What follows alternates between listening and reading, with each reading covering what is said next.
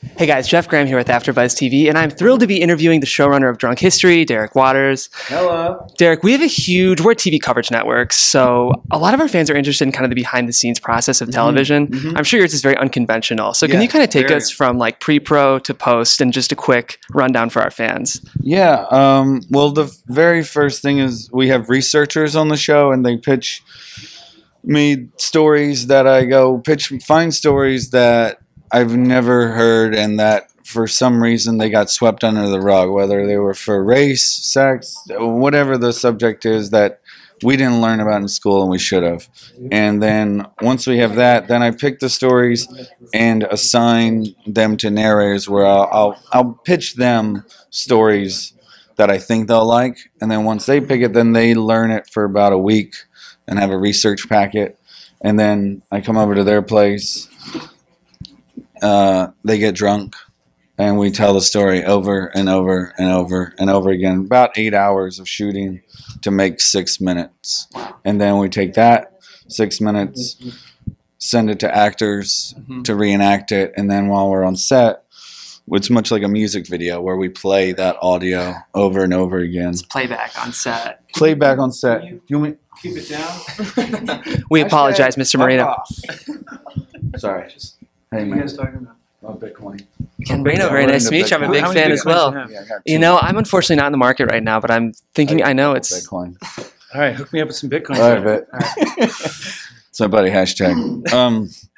Anyway, it's cool being an influencer. No, what was I saying? Oh, the one thing that I think not a lot of people know is that, that I think is fun is there's no sound when we're doing the reenactment, so I love to play music, you know, while people, like, you know, I play the Space Mountain soundtrack a lot. It's a good soundtrack. So anything from Disneyland I like to play. That probably cuts on in production. People very excited.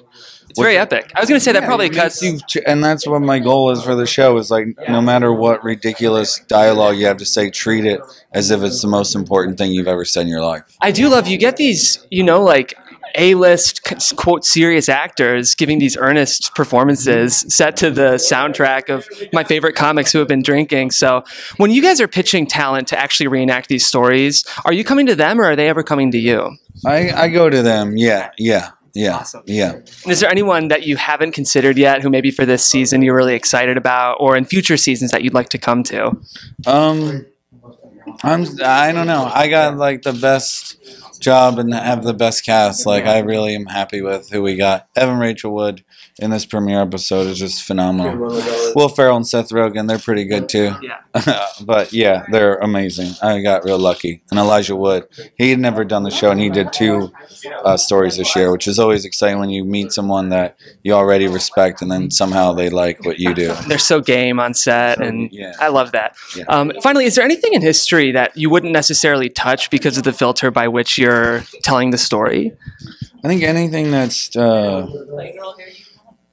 I like to find stories that you can learn from, that there's a underlining meaning of like, oh, that is kind of like what's happening now. Something that has a meaning to it and isn't too sad. Yeah. You know, and there's a reason why you're telling it, and that we should tell stories that move us, not make us. Well, I think that heartwarming earnestness is the thing that makes your show really special. So I want to applaud you on that. And I'm hoping for like 3 more decades, man. 3 more decades. Okay. All right. I can get to 1, but yeah, thank you so much.